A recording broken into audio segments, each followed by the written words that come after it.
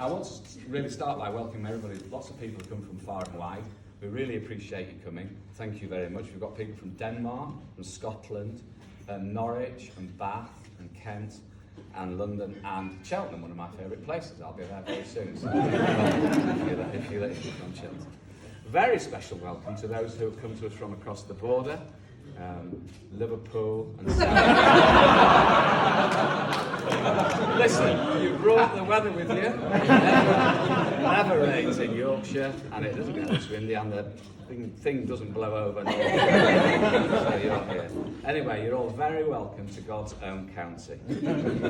Georgia and Joe asked me to say a special sorry that Martin from Vietnam can't be here, and Jeff from the USA.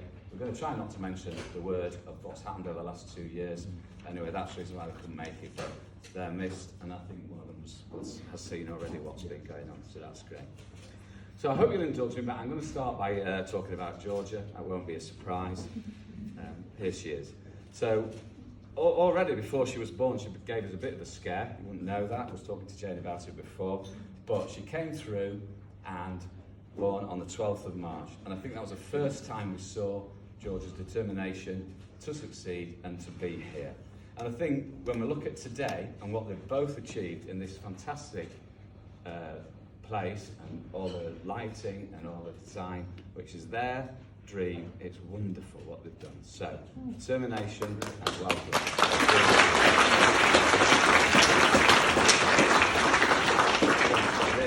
I had no idea what it would look like, I'm sure you did. But, anyway, I've always been proud of Georgia, and I have to say sometimes surprised, so we'll talk about that a bit more. So back to Georgia. From the start, she stepped through, that's great. She was head girl of primary school. Not everybody achieves that, do they? Just saying. Brilliant GCSEs and A-levels. That's a big joke, isn't it, really? But anyway, I'll get it. She went off to Cardiff University, first class honours, and even a prize that we went to watch her pick up for the best student getting a degree that year. And then she went off to do a master's at Edinburgh and got that with a distinction. Well, I never went to university, so you can all guess where the brains came from. So what was the surprise? Well, one of the things that happened was before she went to off to uni, she went on the World Challenge to Borneo. Never seen anybody do that before. Had a great time, and to me it was a very pivotal time. It definitely changed you, and things happened from there on. Between the degree and the masters, she spent nearly a year travelling with Jose over there. They went together and they came back together, which I understand doesn't always happen.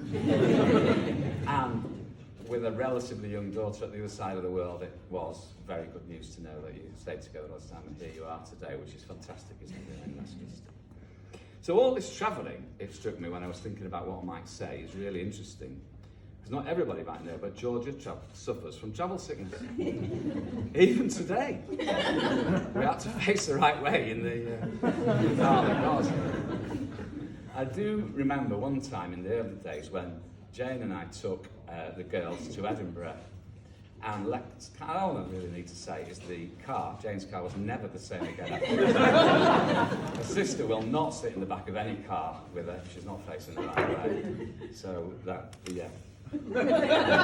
Is this Georgia's weakness?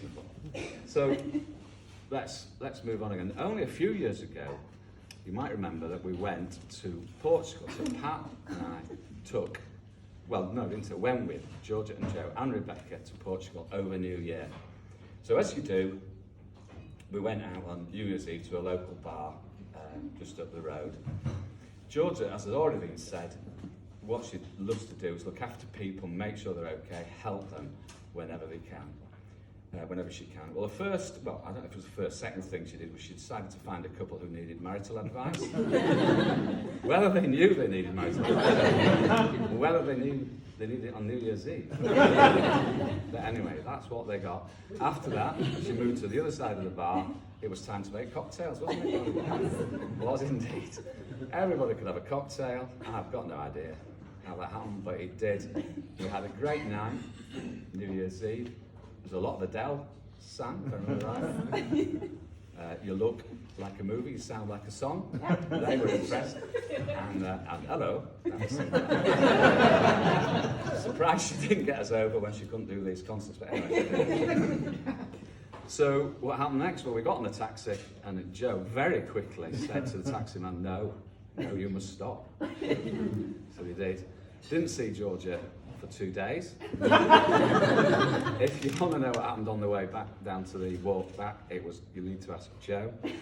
But I will say, this was the first time we saw that Joe was going to look after Georgia, because after a couple of days, he decided to order some food from the complex where he stayed, from the restaurant. So he walked up to pick it up, walked back down, dropped it outside the front door. But it was a great effort, wasn't it? Oh dear, sorry. So now, Georgia at work, so proud as always. She's doing this job which I feel suits you. I know there are difficult times, but helping people get the services that you feel they need, and succeeding and running a team of people, and I never did that, but that's not easy, I know that. So it's a job which coincides with your interest. So proud, doing very, very well. Joe.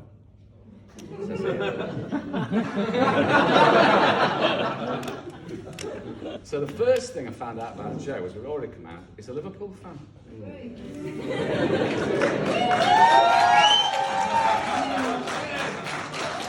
Well, they're listening anyway, aren't they? So, you know. But the second thing is, he told me his second team is Leeds. So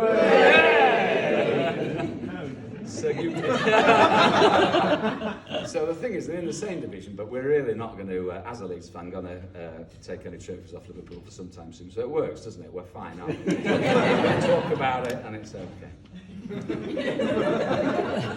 I've already talked about determination, and I want to just say here that one of the things that I think is fantastic about what you've achieved, you've gone and you've done that degree and you've finished it when, in the most difficult time that hopefully we all ever know, you've got your great degree, you couldn't celebrate it. I'm a guy that likes to drink, and I think you are, and that is hard, and I think that's a tough thing when you've done all that work.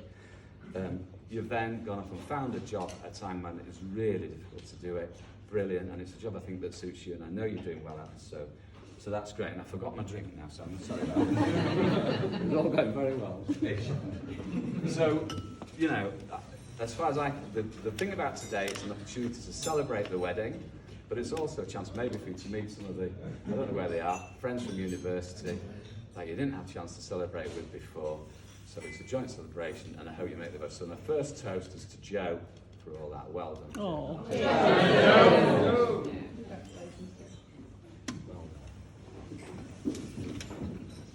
So when you do speaks like this, or when you've got a task to do, probably like many, I looked up on the internet.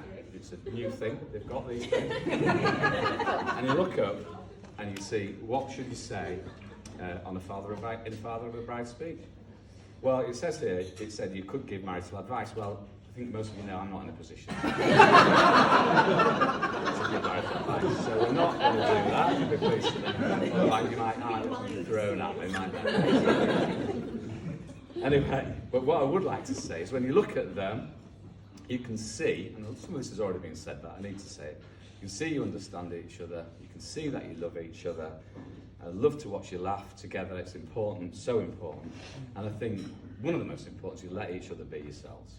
Fantastic. The most important thing for a parent, I think, is to know that your son or daughter is happy. And I can see that. And Joe, I thank you for that as a father. So, well, thank you very much. Now, when I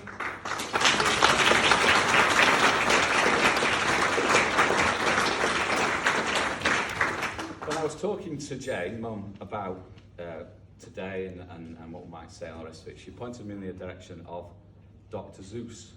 And he's sort of briefly been mentioned-ish before. He's not even a doctor when I looked him up. Oh, sorry, okay. So anyway, there's a quote that we found that says this, and I'll let you tell me what you think, but we are a little weird, and life's a little weird, and when we find someone whose weirdness is compatible with ours, we join up with them and fall in mutual weirdness and call it love.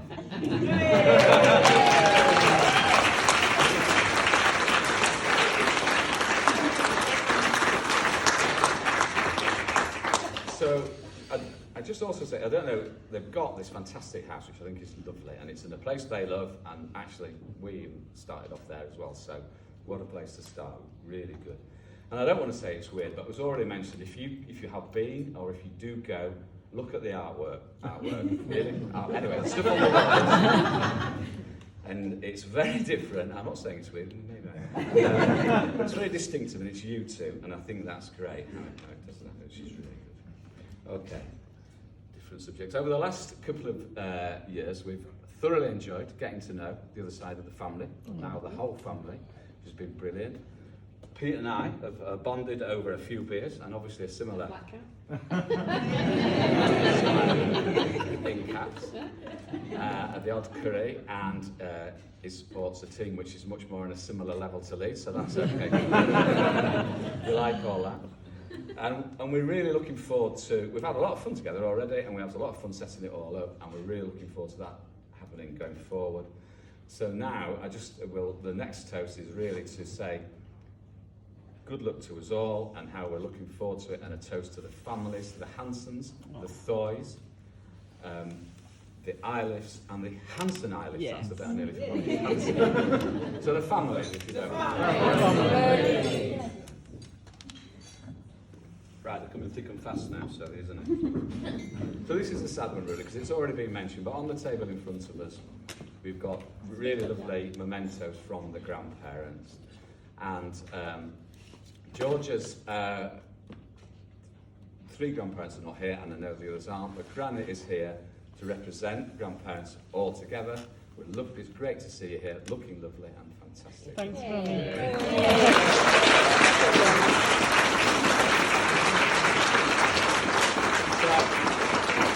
I'm sure we've all taken a moment today to think about, I know I have, and I've seen that around the room, people who couldn't make it but would have loved to be here.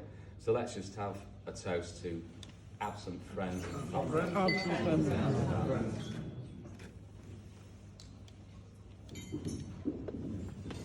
I don't know if that's 10 minutes or not, but I'm nearly finished now.